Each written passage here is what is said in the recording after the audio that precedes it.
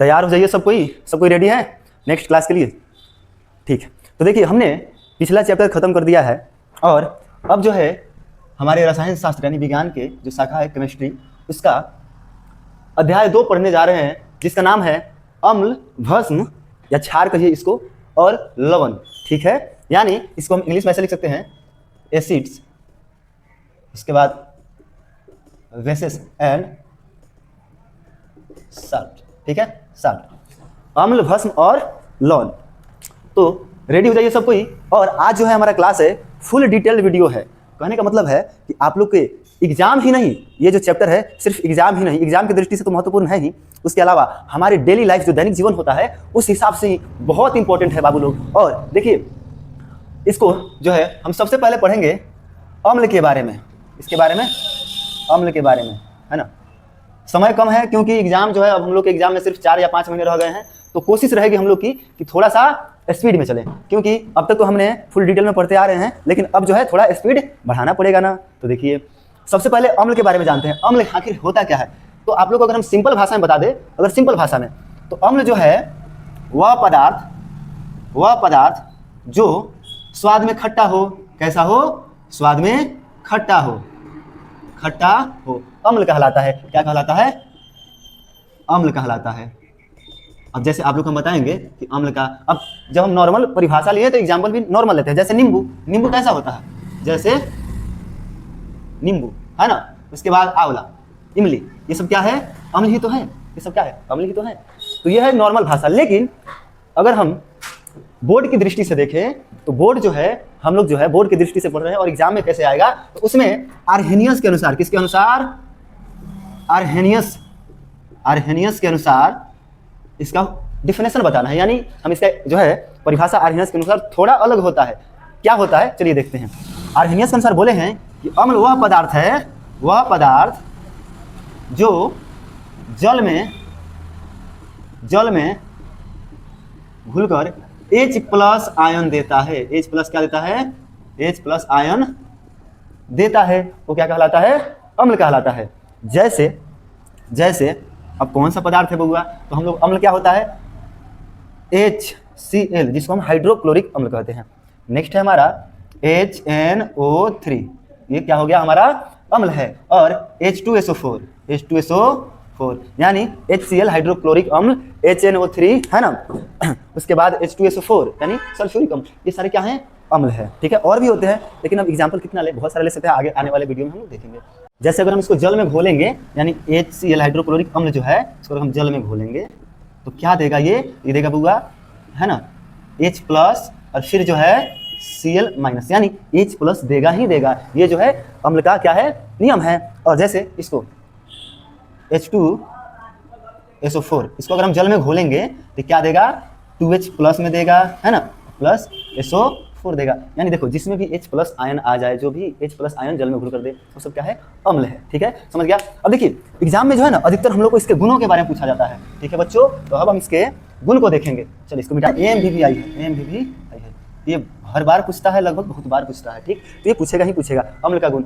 अब हम जो है इसके सारे गुणों को जानेंगे बारी बारी से। कैसे, तो सबसे पहला इसका गुण क्या हो जाएगा, पहला गुण आप लोग जानते हैं कि स्वाद में खट्टा होता है, तो लिख देंगे अम्ल स्वाद में कैसा होता है, खट्टा होता है। ये भी तो गुण है ना, ये भी तो इसका गुण ही है, सही बात है, गुण और गुण, अम्ल स्वाद में खट्टा होता है। दूसरा गुण क्या है, बी नंबर, कि अम्ल जो है बउआ ये क्या देता है, तो लिखेंगे अम्ल जल में घुलकर, ये भी तो गुण है, अम्ल जल में घुलकर H+ आयन देगा। H+ क्या देगा, H+ आयन देता है, H+ आयन देता है। चलिए ये हो गया हमारा दूसरा गुण। और भी गुण होते हैं क्या अम्ल के, हाँ होते हैं ना। आप लोग बोलेगा सर C नंबर बताइए ना, होता है तो देखिए अम्ल जो है, अम्ल वो नीले लिटमस पत्र को, है ना, लाल कर देता है। क्या कर देता है, लाल कर देता है। ये गुण है जो हम पढ़ने वाले हैं। और गुण है क्या, हाँ सही, और गुण है, डी नंबर गुण देख लेते हैं। तो अम्ल जो है, अम्ल का इसका pH मान 7 से कम होता है, 7 से कम होता है। अभी pH मान क्या होता है, तो बच्चों हम आप लोग को आगे बताएंगे पीएच मान क्या होता है। फिलहाल ये जो है अम्ल के 4-5 गुण हैं, इसको आप लोग जल्दी नोट कर लो और याद कर लेना है। अम्ल स्वाद में खट्टा होता है ना, इसका गुण है। और अम्ल जल में घुलकर H+ आयन देता है। फिर अम्ल नीले लिटमस पत्र जो है वो नीले को लाल कर देता है, ठीक। और अम्ल का जो पीएच मान होता है वो 7 से कम होता है, ठीक। अब देखिए दैनिक जीवन में हमारी जो डेली लाइफ है उसमें भी अम्ल का बहुत सारी जगह यूज है। जैसे हम कहेंगे तो देख लेते हैं एक बार, दैनिक जीवन में अम्ल का महत्व, चाहे उपयोग कहिए, अम्ल का महत्व तो बहुत सारी जगह है। सबसे पहला हमारे पेट में, कहाँ? हमारे पेट में। आप लोग जानते हैं जो हम खाना खाते हैं, मार कितना कुछ खा लेते हैं ना, और हमारे पेट में जो उसको पचाने का काम करता है यही हाइड्रोक्लोरिक अम्ल ही करता है। कौन करता है? हाइड्रोक्लोरिक अम्ल ही करता है। यही है जो भोजनों को पचाने का, सड़ाने का काम करेगा। तो वो अगर पूछा जाए कि इंसान के पेट में कौन सा अम्ल पाया जाता है तो हाइड्रोक्लोरिक अम्ल, कोई दिक्कत नहीं। और दूसरा उपयोग देख लेते हैं। दूसरा उपयोग क्या है? जो अम्ल जो है बुआ, ये दवा बनाने में, बहुत सारी दवाइयाँ है ना, दवा बनाने में, बहुत सारी दवाइयाँ बनाने में भी अम्ल का प्रयोग होता है, ठीक। तीसरा देखते हैं, तीसरा क्या है? तो तीसरा है कि अम्ल का जो प्रयोग होता है ना, तीसरा गुण आभूषण है ना, आभूषण की सफाई में, यानी जो आभूषण होता है, गहना होता है, उसकी सफाई में भी अम्ल का प्रयोग हम लोग करते हैं। आप लोग देखे होंगे जब गांव में जो लड़कियां होती है, जो महिलाएं होती है, उनकी पायल अगर गंदी हो जाती है तो वो क्या करती है? नींबू का रस लेती है, चाहे सर्फ जो डिटर्जेंट पाउडर होता है उसमें रहती है, उसमें भी अम्ल पाया जाता है, नींबू की मात्रा होती है, और उसमें रख देंगी और फिर वो थोड़ा सा साफ करके क्या होता है? चमकने लगता है। तो आभूषण की सफाई में भी अम्ल का प्रयोग होता है। तो ये हो गया हमारे दैनिक जीवन में अम्ल का महत्व। हमने अम्ल के बारे में जाना, अम्ल का गुण जान लिया, और अम्ल का हमारे दैनिक जीवन में क्या महत्व है ये हमने देख लिया। अब हम क्या देखेंगे कि अम्ल के प्रकार, अम्ल का प्रकार, ठीक है। देखिए अगर हम गुण के आधार पर ले, किसके आधार पर? गुण के आधार पर तो अम्ल के 2 प्रकार हैं। कितने हैं? 2 प्रकार है। पूछिएगा कौन है सर, बता दीजिए। तो आइए, पहला है प्रबल अम्ल। क्या है?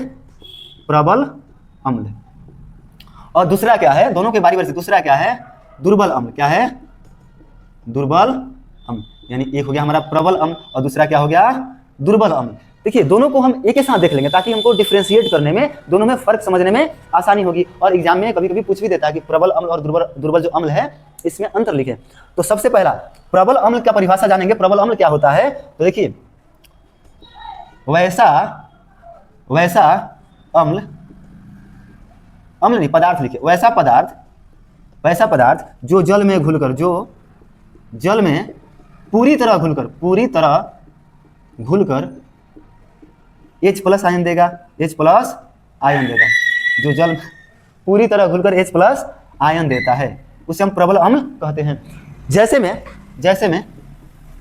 ये HCl, ये भी प्रबल अम्ल का परिभाषा है, उदाहरण है। उसके बाद HNO3, ये भी क्या है? प्रबल अम्ल का उदाहरण। H2SO4, ये सब क्या है? प्रबल अम्ल का उदाहरण होते हैं। अब देख लेते हैं दुर्बल अम्ल को साथ ही साथ। दुर्बल अम्ल क्या है? तो इसका वैसा पदार्थ जो जल में आंशिक रूप समझते हैं ना, थोड़ा, पूरी तरह नहीं, आंशिक रूप से घुलकर H+ आयन देता है, यानी ये जो है जल में पूरी तरह नहीं घुलता है बुआ, ठीक। और ये H+ आयन तो दोनों देगा, लेकिन प्रबल पूरी तरह घुलता है जल में, और दुर्बल जो है वैसा पदार्थ जो जल में आंशिक रूप से घुलकर H+ आयन देगा, वो दुर्बल अम्ल कहलाता है। जैसे एक हम डेफिनेशन लेते हैं, CH3COOH, ये क्या है? दुर्बल अम्ल है। अच्छा, पहचानने का तरीका बता दे रहे हैं आप लोग को। प्रबल अम्ल और दुर्बल अम्ल पहचानेंगे कैसे?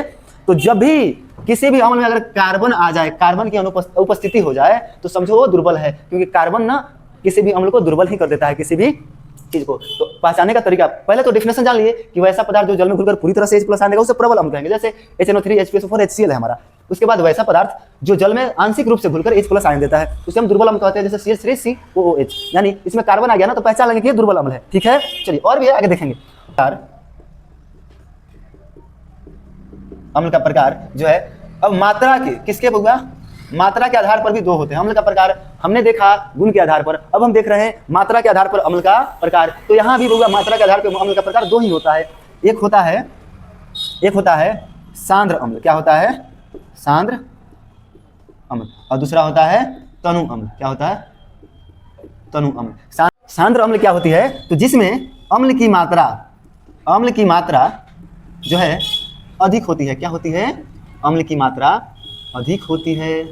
जैसे देखिए, यानी जैसे मान लो हम एक बीकर ले लिए, जैसे गिलास ही है, ठीक है, गिलास है, ठीक है, एक गिलास है। इसमें क्या है कि हम इतना लिए हैं अम्ल, ठीक है ना, इसमें कुछ मिश्रण है, इसमें जो है अम्ल है, कोई अम्ल लेते हैं, जैसे HCl है, HCl है बउआ 500 ml, HCl है 500 ml, और जो H2 है ना, ठीक है, H2O जो है जल, यानी जल जो है वो है 250 ml। तो हम क्या देखते हैं, इसमें किसकी मात्रा अधिक है? HCl की, यानी अम्ल की मात्रा अधिक हो जाएगी मात्रा के आधार पर, तो वो हो जाएगा सांद्र अम्ल। क्या हो जाएगा? सांद्र अम्ल। जैसे में यही होता है HCl, H2SO4। अब देखिए वही होता है तनु अम्ल। तो तनु अम्ल क्या है? तो जिसमें अम्ल की मात्रा कम हो। क्या हो? कम हो। जैसे एक जार ले ली, वही जार है, मान लीजिए वही जार है, ठीक है, इसमें जो है कुछ हमने घोल रखा हुआ है, इसमें जो है अम्ल की मात्रा है 300 ml। क्या है? 300 ml। और जो जल की मात्रा हो गया वो हो गया 500 ml। क्या हो गया? 500 ml। इसमें क्या देख रहे हैं कि अम्ल की मात्रा कम है, जल की मात्रा अधिक है। तो ऐसे में अगर आ जाए तो इसको हम क्या कहेंगे? तनु अम्ल। तनु मतलब क्या होता है? कम या छोटा, तनु अम्ल। समझ में आ गया? तो देखिए अम्ल हम जान गए, अम्ल जो है गुण के आधार पर दो, प्रबल और दुर्बल। प्रबल क्या होते हैं? जो जल में पूरी तरह से घुलकर H+ आयन देगा, जैसे H2SO4, HNO3, ये सब। और दुर्बल क्या होता है? तो वो भी अम्ल ही होता है, लेकिन वो जल में आंशिक रूप से घुलता है, पूरी तरह से नहीं घुलता है, और H+ आयन कम मात्रा में देता है। ठीक है, किस मात्रा में देगा?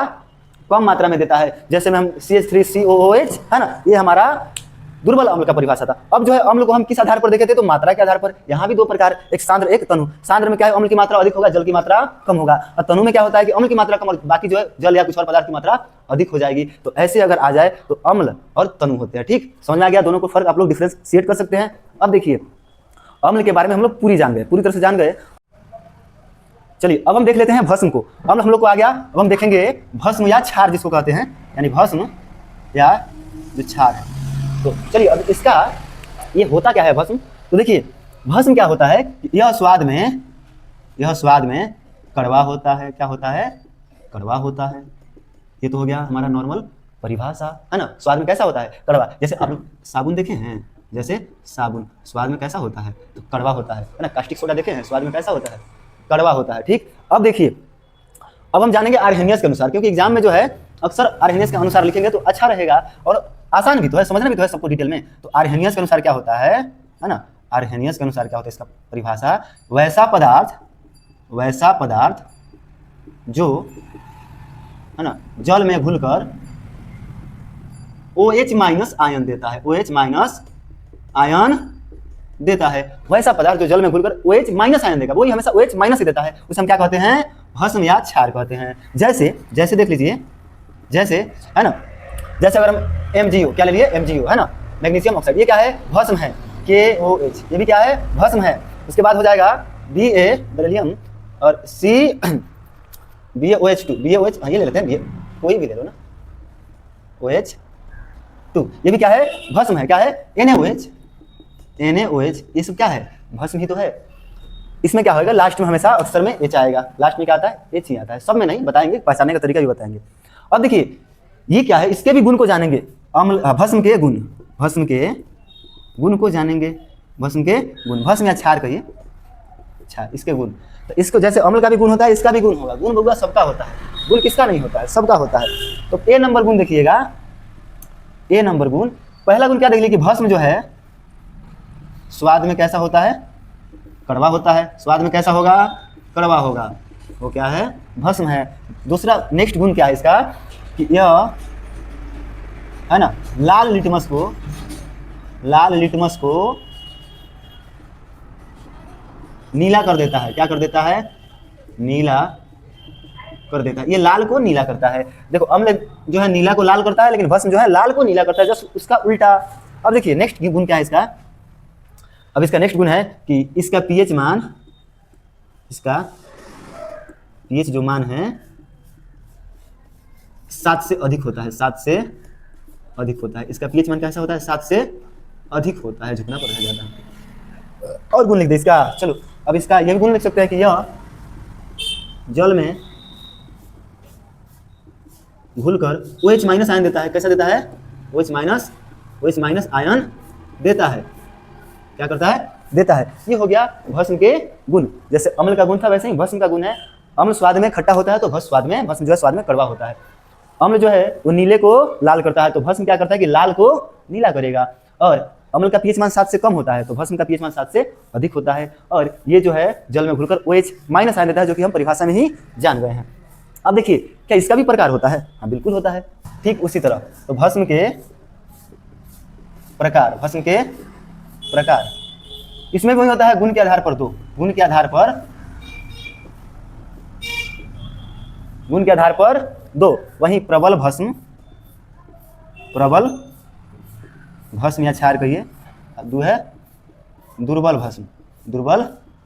भस्म। अब देखिए प्रबल भस्म के बारे में जान लेते हैं। प्रबल भस्म क्या है? तो जो जल में पूरी तरह से घुलकर ज़्यादा मात्रा में है ना OH माइनस देगा वो सब क्या है? प्रबल भस्म है। जैसे हम ले लेंगे प्रबल भस्म का उदाहरण, तो ये हो जाएगा NaOH। क्या हो जाएगा? NaOH। उसके बाद क्या हो जाएगा हमारा? KOH। ये सब क्या है? प्रबल भस्म है। क्या है? प्रबल भस्म है। अब आएंगे दुर्बल भस्म की तरफ। तो जो जल में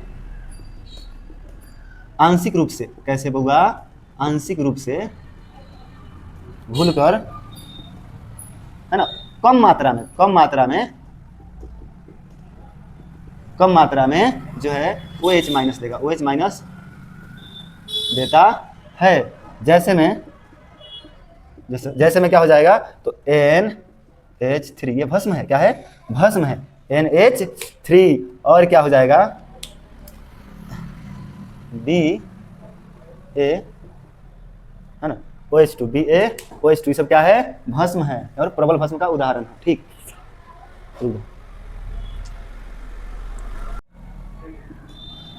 जैसे अब दुर्बल भस्म कौन होता है? तो एक होता है जो है क्या हो जाएगा? NH3। उसके बाद CuOH2। ये भी हो जाएगा हमारा दुर्बल भस्म। क्या हो जाएगा? दुर्बल भस्म। तो आई होप आप लोग जो है भस्म क्या है उसका गुण और प्रबल भस्म और दुर्बल भस्म के बारे में जान गए। अब जो है ये तो मात्रा गुण के आधार पर था। अब मात्रा के आधार पर जैसे अम्ल में था ना, वैसे इसमें भी है। सेम टू सेम है, कोई दिक्कत वाली बात नहीं है, ज़्यादा टेंशन नहीं लेना है। इसमें जो है अब बस हम मात्रा के आधार पर कर देंगे कि मात्रा के आधार पर है ना, मात्रा के आधार पर यहाँ भी दो प्रकार। वहीं सांद्र भस्म क्या हो जाएगा? सांद्र भस्म। और फिर दूसरा क्या हो जाएगा? तनु भस्म। अब इसका बताना, देखो वही चीज है जो अम्ल के जैसा है। इसमें क्या आएगा कि जो जिसमें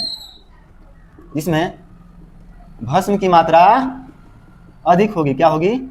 अधिक होगी, वो क्या है? सांद्र भस्म है। और तनु भस्म में जिसमें क्या हो जाएगा? जिसमें भस्म की मात्रा कम होगी, क्या होगी? कम होगी, और क्या हो जाएगा? तनु भस्म। आप लोग अब तो बीकर क्या बनाए आप लोग जान गए कैसे। उसमें भस्म की मात्रा अधिक तो सांद्र भस्म, भस्म की मात्रा कम तो तनु भस्म। अब जो है भस्म का देखो दैनिक जीवन में भस्म का भी उपयोग है। हाँ जरूर है, डिटर्जेंट बनाने में, है ना। तो देख लेते हैं दैनिक जीवन में भस्म का उपयोग। दैनिक जीवन में भस्म का उपयोग ये भी देख लेते हैं। तो क्या है? डिटर्जेंट बनाने में, इसका है ना साबुन बनाने में और डिटर्जेंट बनाने में, ये भी लिख सकते हैं। उसके बाद दवा बनाने में, क्या बनाने में? दवा बनाने में। बहुआ कभी कभी हमारे पेटवा में क्या होता है कि HCl हाइड्रोक्लोरिक अम्ल बहुत ज़्यादा बन जाता है ना, तो हमको तरह तरह की परेशानियाँ होती है। तो जब हम लोग दवाइयाँ खरीद के लाते हैं उसमें क्या रहता है कि जो है भस्म से ही दवा बनता है। तो हम जो है उस पेटवा को जो अम्लीयता ज़्यादा हो जाता है उसको कम कर देता है भस्म। ठीक है, आगे देखेंगे अभी। अब आते हैं लवण पे। किस पे? सबसे लास्ट लवण। और ये बहुत आसान है, बहुत इंपॉर्टेंट है ना। बहुत आसान है, बहुत इंपॉर्टेंट है। लवण आखिर होता क्या है? तो इसका परिभाषा जानेंगे कि जब अम्ल तथा भस्म कहिए, क्षार कहिए, अम्ल तथा भस्म है ना अभिक्रिया रिएक्शन करके है ना लवण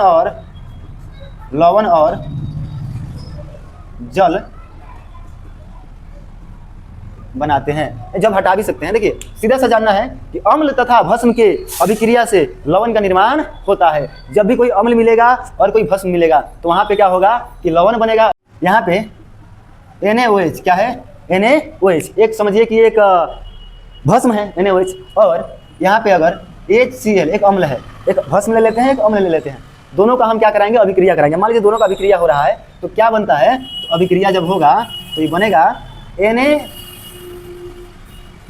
क्या बन जाता है NaCl, और प्लस में जो है ना H2O जल, यानी NaCl बन जाता है और H जो है ना H2O यानी जल। जब भी अम्ल और भस्म का अभिक्रिया करेगा तो क्या बना, NaCl यानी एक लवण बना, यानी नमक बना, जिसको हम नमक भी कहते हैं साधारण भाषा में, और H2 यानी जल बना। देखिए लवण का निर्माण कैसे होता है, तो लवण का निर्माण होता है कि जब भस्म और अम्ल एक साथ मिलेगा तो लवण का निर्माण होता है और लवण बनता है। देखिए कैसे बना है आप लोग देख सकते हैं। और अगर साधारण भाषा में समझे आप इसको, तो अम्ल क्या करता है, जब अम्ल और भस्म के साथ रिएक्शन होता है तो अम्ल क्या करेगा, भस्म के गुण को मार देता है, और भस्म क्या करता है, अम्ल के गुण को मार देता है। दोनों एक दूसरे के गुण को मार देते हैं। और आप लोग को हम पढ़े थे इस तरह के जब दो पदार्थ एक दूसरे के गुण को मार दे तो वैसी अभिक्रिया को हम क्या कहते हैं, उदासीनीकरण अभिक्रिया। क्या कहते हैं, उदासीनीकरण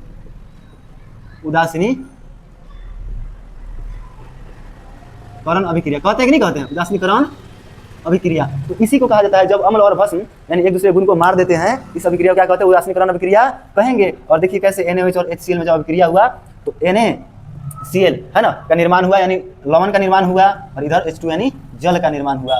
तो देखिए जो हमारा चैप्टर है हम थोड़ा सा तेजी में इसलिए चले हैं ताकि हमारा जो वीडियो है ज़्यादा लंबा ना हो, और ये जो है कोशिश की है कि जितना साधारण भाषा में हो सके मैंने आप लोगों को समझाया है।